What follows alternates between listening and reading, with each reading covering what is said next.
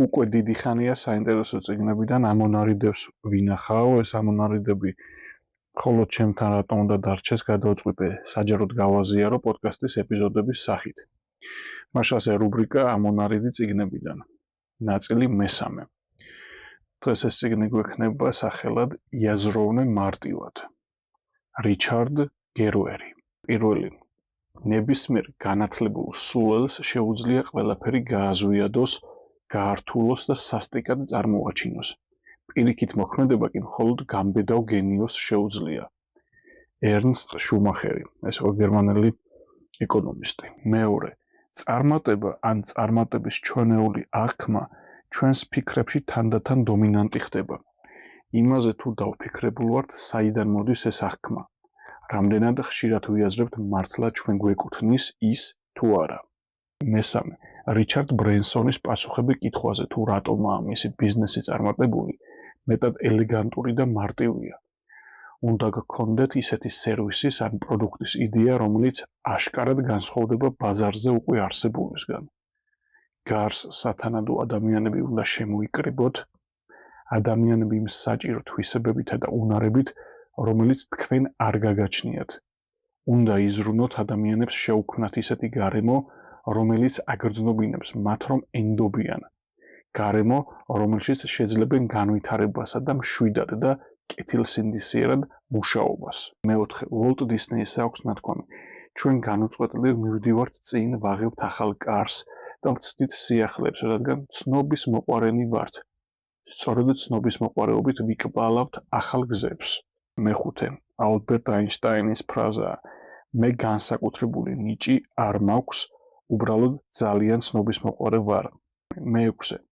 ერთხელ მოვისმინე მოსაზრება, რომელიც სტივ ჯობსის წარმატების მიზეზს ხსნიდა.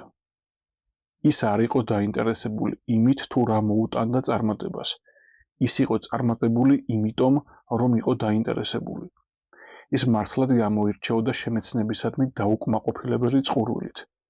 ხშირად ფართო ინტერესის დახმარებით იგი ბუნებრივად ახერხებდა ახალი კავშირების პოვნას და ავითარებდა ისეთ იდეებსა და კონცეფციებს, რომელთაც თითქოს ერთმანეთთან საერთო არაფერი ჰქონდა. ცნობილია ფაქტი, რომ ახალგაზრდა ჯობსი კალიგრაფიას სწავლობდა. მას ხიბლავდა ხელოვნების ფორმა, ესთეტიკა და კანონზომიერება.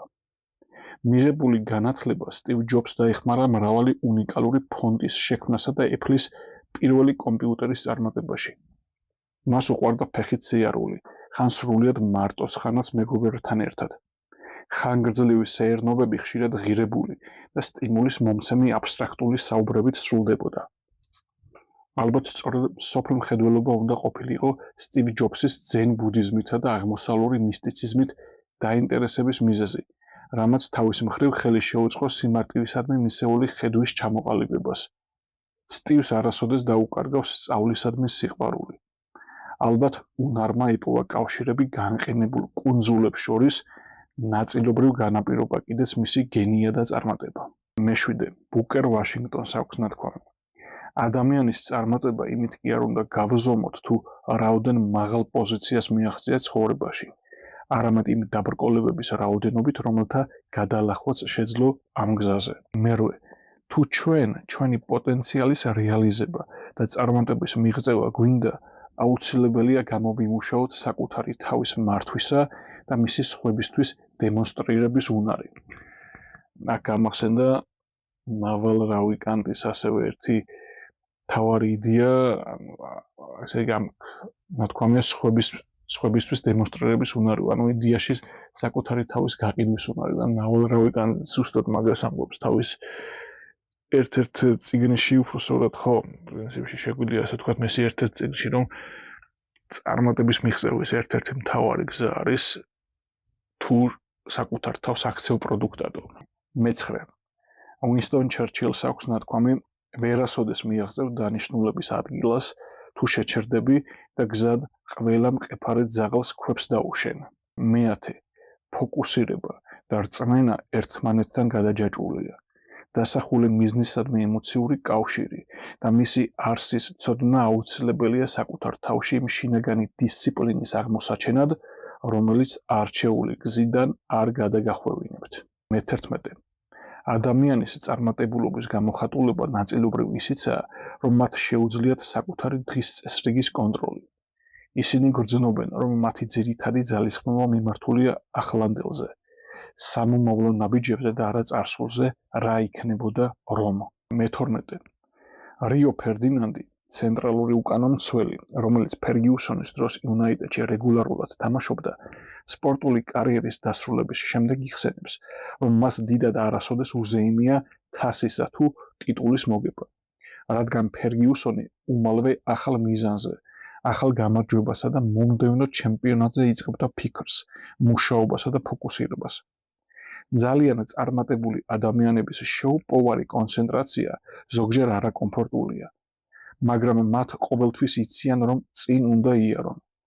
ანალიზი კარგია, მაგრამ ის კონსტრუქციული უნდა იყოს და მოვიდეს სწავლისა და განვითარების შედეგად და არა საკუთარი თავის შებრალების საფუძველზე. მე-13. ვინსენტ ვან გოგს აქვს ნათქვამი, თუ კი შინაგანი ხმა გეუბნება, რომ ვერ დახატავ, მაშინ უსათუოდ დახატე და ხმა გაჩუმდება. მე-14. ტონი რობინს აქვს ნათქვამი, ჩვენი ცხოვრების ხარისხს უმთავრესად ის განსაზღვრავს, თუ როგორი კომუნიკაცია გვაქვს ადამიანებთან და საკუთარ თავთან. ეს ძალიან მნიშვნელოვანი მგონია. მე-15. ერთხელ ცნობილმა ამერიკელმა ტელერადიო წამყვანმა ლარი კინგმა თქვა, ყოველ დილით საკუთარ თავს ვახსენებ. ვერაფერს მასწავლის ის, რასაც დღის განმავლობაში ვიტყვი. ასე რომ რაიმე ახლის სწავლას მხოლოდ სხვების მოსმენით შევძლებ. მე-16. ამ წიგნზე მუშაობისას შევეცადე მომენახა წარმატების მიღწევის ძირეული და მარტივი ნიშნები. ძიების, ინტერვიუებისა და გამოკითხვის შედეგად, რა გახდა ჩემთვის ნათელი. წარმატებულ ადამიანებს გამოარჩევს ერთი საერთო მახასიათებელი, რომელიც ყველა სხვას აღემატება და რომელიც ხშირად გამაღიზიანებელიც კი შეიძლება იყოს. მათ გააჩნიათ დაუღალავი ოპტიმიზმი, რომელიც გამძლეობასა და შეუპოვრობაზეა დაფუძნებული. სულ ეს იყო ამ წიგნიდან, შეგახსენებთ, ეს იყო წიგნი იაზროვნე მარტივად, ავტორი რიჩარდ გერვერი, ზოგადი შეფასებით, დიდად გადამრიე წიგნი არ აღმოჩნდა, მე თავის დროზე წავიკითხე და ეს ამონარიდები მქონდა ჩანიშნული. აბა შეხვედრამდე.